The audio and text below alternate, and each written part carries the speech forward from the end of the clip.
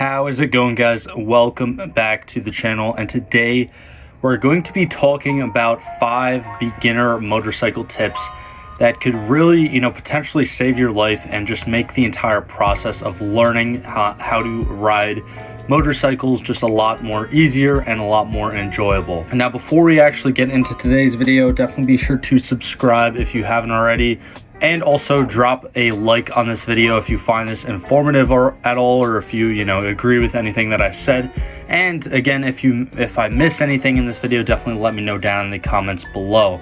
But now, going into this video, just right off the bat, probably the first tip that I'm going to share with you guys is practice off public roads. And if your state doesn't require it, still take a motorcycle course. Now, as most of you may know, I'm in the state of New Jersey, so in order to get my motorcycle endorsement, I had to take a course regardless. So I already kind of had that under my belt. But again, if you're in some other state, I know some of the more conservative states out there, they're not as crazy with certain laws. And I don't know if there's some states out there that completely just don't require you to take a course to get an endorsement, or how that works. But if you are in any territory, country, or a state like that they don't really require you to take a professionally trained course, I still highly recommend doing so. For the course for the New Jersey motorcycle endorsement, it was pretty much 2 days.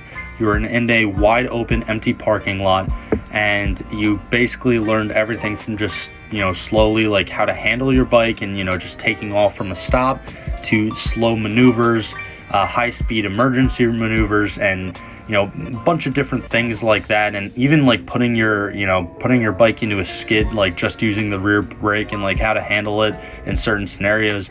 It was all extremely useful. Plus the course had a test at the end of it, and there was a bunch of actual classroom time as well, outside of just the normal riding time. And also, if you're wondering how those courses work, every course is probably extremely different, but for my course, they basically just had us ride their own bikes, and they were like 250cc, like little bikes. They weren't anything crazy. Very lightweight bikes and easy to maneuver.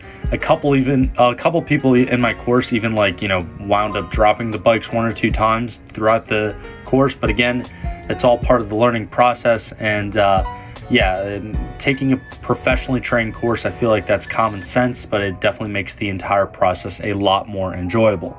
Now, moving on to the second tip for today. When you do go ahead and you do buy your first bike, I highly recommend that you don't buy any high horsepower bikes.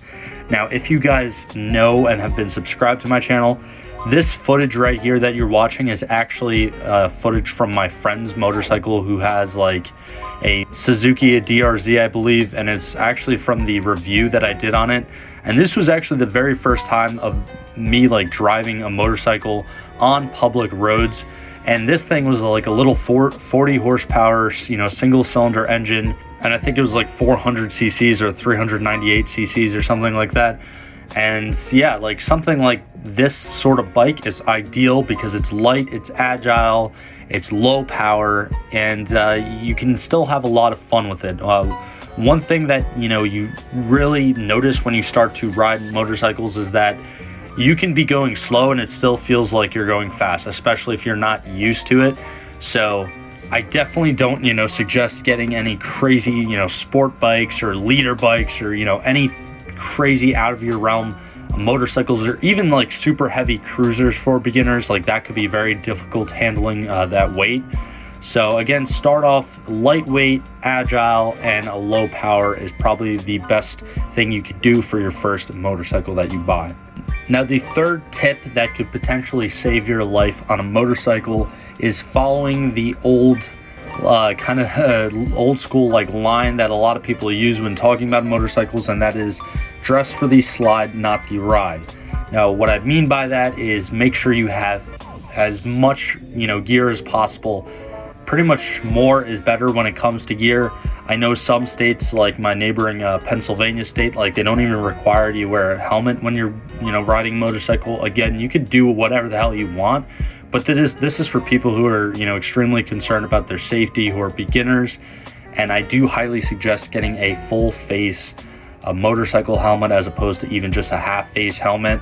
I do also suggest getting motorcycle gloves, motorcycle boots, motorcycle jeans, and a motorcycle jacket. Again, you can wear, regular jeans, regular boots, maybe a half-face helmet, regular kind of mechanics, working gloves, but all the motorcycle gear is designed for motorcycle accidents, sliding, and again, just more is better.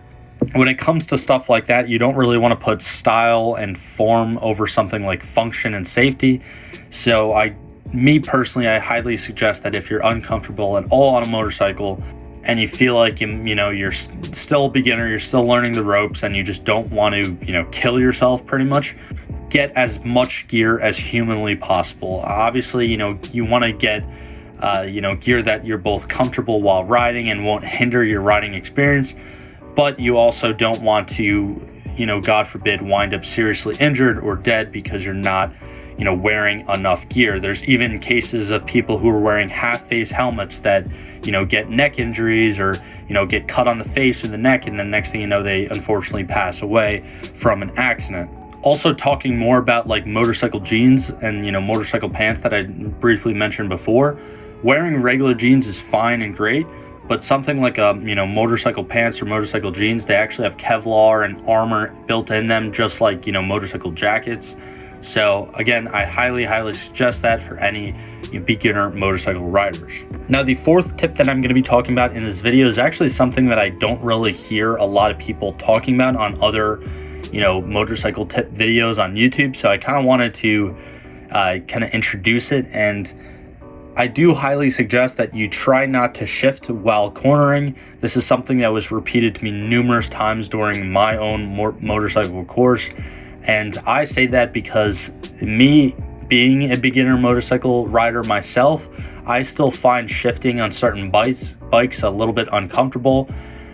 And I knew how to drive stick beforehand. I knew how to ride a dirt bike or a regular bicycle like beforehand, so that's not really the issue. But again, while you're cornering and while your center of gravity is off balance, kind of, operating the clutch as well as, kicking it into different gears could definitely be very uncomfortable and could actually cause you to get in a minor accident or even, slide or dump your bike. Now, another thing too, I highly suggest that you don't try to downshift while cornering. That is like a very kind of advanced maneuver when talking about like either motorcycle racing like MotoGP or stuff like that. Again, try to find your comfort zone. Try to get used to shifting when you're going in a straight line. It's okay if you're in a higher gear or a lower gear and you're cornering. It's not the end of the world. But again, you don't want to be forcing yourself to do more than two things on once on a motorcycle, which you're already, not used to. Because when your brain's focusing on multiple things at once and you're on something that you don't have much seat time behind, that can definitely be a scenario that very easily leads to an accident. Now, the fifth and probably the most important and in-depth tip that I'm going to be talking about in today's video is drive extremely defensive. And when I say that, I basically mean drive like everybody around you are complete idiots. Just pretend like everybody around you has no driving experience whatsoever, and they don't know about, how to properly check their blind spots. They don't know how to properly use their turn signals. Just, again, drive extremely defensive. You don't want to be speeding. You don't want to be driving very aggressively or anything like that. And when it does come to blind spots, you got to understand that you're on something that's much smaller than a car or a truck. And because of that, you can very well find yourself in a blind spot of another vehicle much more easily. You don't want to spend too much time in blind spots of vehicles. If you're behind a vehicle, slow down.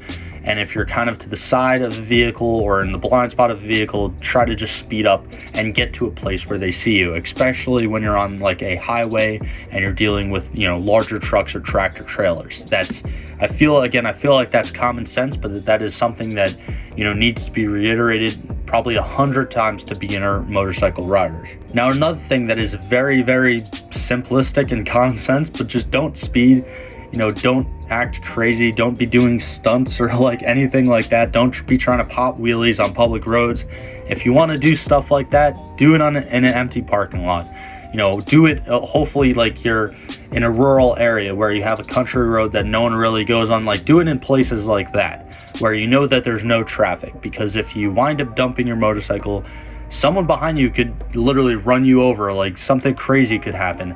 And also, when it comes to speeding, you especially don't want to be speeding at night, because this is a concept that was actually taught to me during my motorcycle riding course, and it's actually outrunning your own eyesight. Now, when I say that, I basically mean that everyone has a certain line of eyesight, and when it comes to night, you're pretty much just seeing as far as your headlights go on some roads that may not be lit up. So because of that, and because of a certain speed you might be going, you could literally be traveling X amount of feet per second, and let's say your reaction time is 0.2 seconds. You can basically go the length of whatever obstacle is in your way in that matter of time, and it could be impossible to react to it. So because of that, again, just try to keep the speed low. I know it might be really exciting, you want to push it, but it's nothing, no adrenaline rush is worth the value of your life. So if you don't really quite understand the concept of outspeeding your own eyesight, I highly suggest you search that up. I'm sure there's probably other videos that explain it a lot better than I do. And again, if I'm not explaining it, correctly, definitely be sure to leave me a comment down below, because your comment could help out other beginner motorcycle riders. But it's a very, very interesting concept that, quite frankly, I had no idea really about until I actually took my, motorcycle rider course. And then the last part about driving defensive is, again, this is completely common sense, but never, ever, ever drink or do drugs before you ride a motorcycle.